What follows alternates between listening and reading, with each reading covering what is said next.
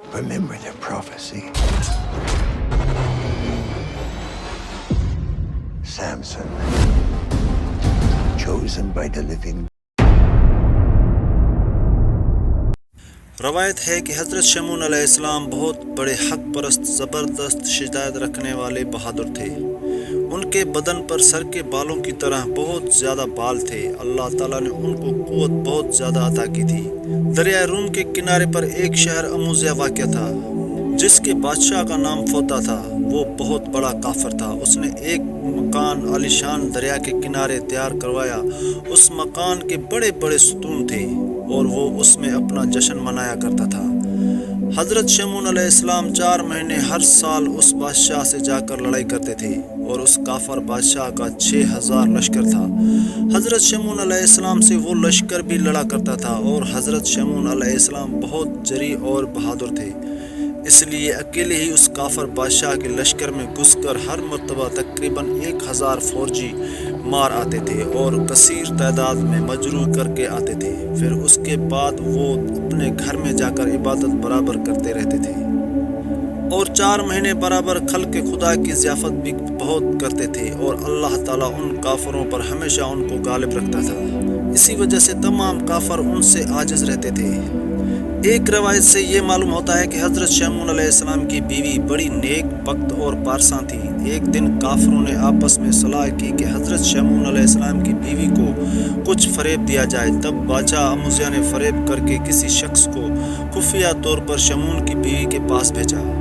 اس نے کہا، اے be be, ہم دیکھتے ہیں کہ شمعون تمہاری طرف رغبت نہیں کرتے اور ان کا خیال کسی غیر کی طرف ہے، تو اگر ایک کام کرو کہ ان کو کسی طرح سے مار ڈالو تو ہمارا بادشاہ اموزیہ تم سے نکاح کرے گا، پھر تم بہت ہی آرام سے رہو گی اور تخت و سلطنت بھی تم کو ملے گا، پھر تو تم بادشاہی کرو گی۔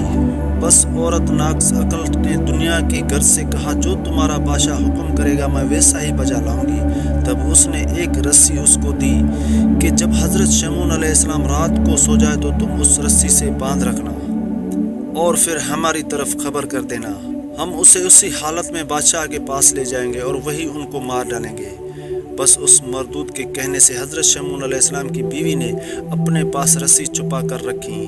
جب رات ہوئی اور حضرت شمعون علیہ السلام سو گئے، بیوی نے ان کو نیند کی حالت میں باندھنا شروع کر دیا اور اچانک وہ نیند سے بیدار ہو گئے اور انہوں نے اپنے ہاتھ پاؤں بندھے دیکھے تو رسی کو توڑ ڈالا اور بیوی سے پوچھا، کس نے مجھے باندھا تھا؟ وہ بولی کہ میں نے خود ہی باندھا تھا۔ حضرت شمعون علیہ السلام نے پھر کہا، تم نے مجھے کیوں باندھا تھا؟ وہ بولی کہ میں تمہاری طاقت آزما رہی تھی کہ تمہارے اندر طاقت ہے یا نہیں، اور میں یہ دیکھنا چاہتی تھی کہ کوئی دشمن تم سے لڑ سکتا ہے یا نہیں۔ یہ سن کر حضرت شمعون علیہ السلام نے کہا، تم خاطر جمع رکھو، کوئی شخص اللہ کے فضل سے ہم سے زوراور نہیں ہو سکتا۔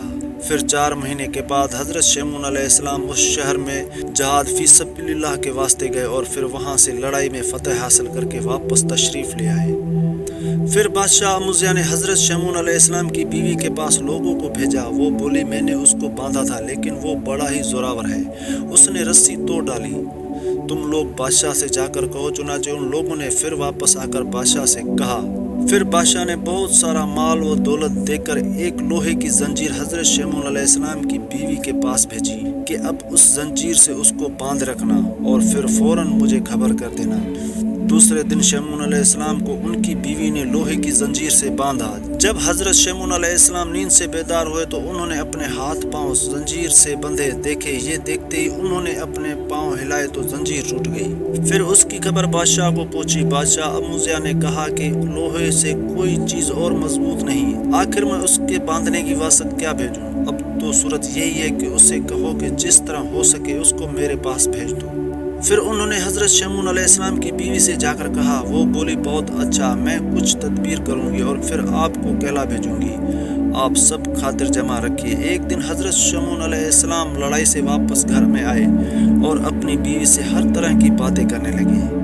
ان کی بیوی نے کہا، آپ کو اللہ تعالیٰ نے بہت طاقت دی ہے، اب تم ہم کو یہ بتاؤ، کیا کوئی ایسی چیز بھی ہے کہ اس سے تم کو بند کر کے رکھ سکیں اور تم اس کے باوجود زور آزمائی کے توڑ نہ سکو؟ یہ سن کر حضرت شمعون علیہ السلام نے کہا، تم کو اس سے کیا مطلب ہے اور یہ چیز تم کیوں پوچھ رہی ہو؟ وہ بولی میں اس لیے پوچھتی ہوں کہ تم سے کوئی اور زوراور ہے یا نہیں۔ یہ سن کر حضرت شمعون علیہ السلام نے کہا کہ مجھ کو ایک چیز سے باندھا جا سکتا ہے، یعنی میرے سر کے بالوں سے، ان کو میں توڑ نہیں سکتا۔ یہ سن کر ان کی بیوی نے ایک شب نیند کی حالت میں ان کے سر اور بدن کے بال تراش کر رسی بٹ کر ہاتھ پاؤں ان کے مضبوط باندھے۔ انہوں نے نیند سے اٹھ کر اپنی بیوی سے پوچھا، ارے مجھے کس نے اس طرح سے باندھا ہے؟ ان کی بیوی بولی کہ میں نے باندھا ہے، اور میں تمہاری قوت آزماتی ہوں کہ دشمن بھی آپ کو باندھ کر نہیں رکھ سکتا، لیکن اللہ کی مرضی کو میں نہیں کہہ سکتی ہوں۔ حضرت شمعون علیہ السلام نے اپنی بیوی سے کہا، آؤ میرے بندھے ہاتھ کھولو۔ وہ بولی کہ کئی دفعہ میں نے آپ کو باندھا، آپ نے خود کو قوت بازو سے کھولا، تو اس دفعہ مجھے کیوں بلاتے ہو؟ اس کے جواب میں حضرت شمعون علیہ السلام نے کہا کہ اگر میں ہلوں گا اور زور لگاؤں گا تو میرے تمام بدن کی ہڈیاں درہم برہم ہو جائیں گی۔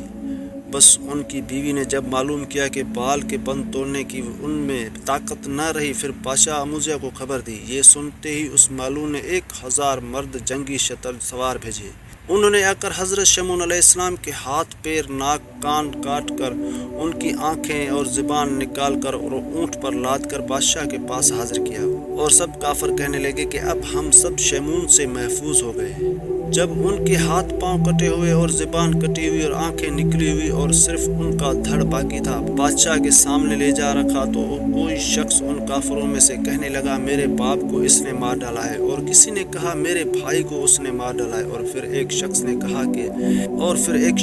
کہا کہ ابھی اس کے دھڑ میں معمولی سی رمق باقی ہے۔ اس کے بعد سب کے سب کہنے لگے کہ اس کو کسی شدید عذاب میں ڈال کر بالکل مار ڈالو۔ سب کافروں نے مشورہ کیا کہ اس کو دریا کے کنارے لے جا کر بالا خانے پر سے دریا میں گرا دو۔ چنانچہ انہوں نے ایسا ہی کیا۔ حضرت شمعون علیہ السلام کا دھڑ دریا میں گرایا گیا تو اس وقت حضرت جبرائیل علیہ السلام اللہ کے حکم سے آئے اور حضرت شمعون علیہ السلام کا دھڑ جو ابھی ہوا پر ہی تھا اٹھا لیا، اور جو کچھ اعضاء ان کے دھڑ سے علیحدہ کر دیے گئے تھے وہ سب اعضاء خدا کی قدرت کاملہ سے اپنی اپنی جگہ آ کر نصب ہوئے۔ اس کے بعد جب وہ کٹے ہوئے اعضاء حضرت شمعون علیہ السلام کے ٹھیک ہو گئے تو پھر حضرت جبرائیل علیہ السلام نے حضرت شمعون علیہ السلام سے کہا، شمعون، اللہ نے تم کو بہت طاقت اور قوت دی ہے، اللہ کا نام لے کر کھڑے ہو جاؤ، اور پھر اس معلوم بادشاہ اموزیہ کے مکان کا ستون پکڑ کر تمام حصار اور مکانوں کی بنیادوں کو کھود کر اس دریا میں ڈال دو۔ یہ سنتے ہی حضرت شمعون علیہ السلام نے اللہ تعالیٰ کو یاد کر کے حصار اور مکانوں کی بنیادوں کو اور تمام مکان شہر کے کھود کر اور ساتھ ہی تمام کو کفار کو اٹھا کر دریا میں ڈال دیا، اور اس طرح ان کے شہر کا نام و نشان باقی نہ رہا۔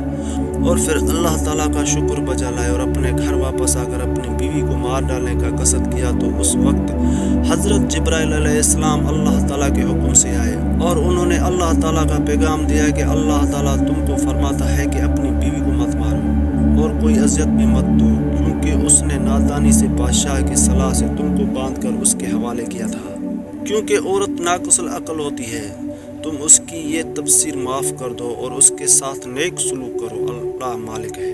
بعض تاریخی کتابوں میں اور بعض تفسیروں میں شمعون کو بطور نبی نہیں لکھا، بلکہ بلاد عرب میں بنی اسرائیل میں شمعون نام ایک عابد زاہد پارسا تھا۔ اولاً اللہ تعالیٰ نے اس کو بہت زیادہ زور دیا تھا اس کی نیک کاری اور نیک نیتی کے سبب، اور ثانیہ 1000 کی عمر اس کو بخشی، اور وہ 1000 مہینے تک روزے رکھتے تھے اور شب روز عبادت کرتے تھے اور کافروں سے جہاد کرتے تھے اور ہر وقت نیک کام کرتے تھے جو ثواب کا باعث ہوتے تھے۔ ایک دن ان کی بیوی نے کافروں کی صلاح سے کافروں کے ہاتھوں سے ان کو مروا ڈالا، جس کا ذکر تفسیر مرادیہ میں لکھا ہے، میں اس سے اکتفار کرتی ہوں۔